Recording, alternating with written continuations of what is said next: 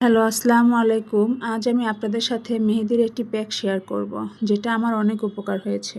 এটা চুলের জন্য অনেক উপকারী। এটা তৈরি করার জন্য প্রথমে আমি ৫ চামচ আস্ত মেথি নিব।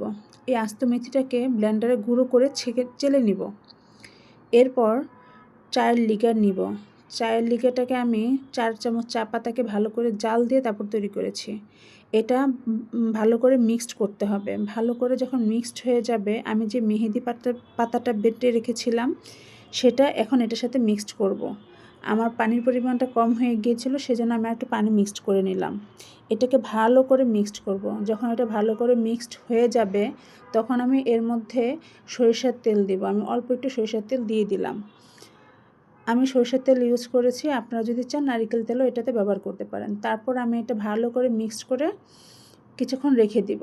তারপর এটা মাথায় ব্যবহার করব।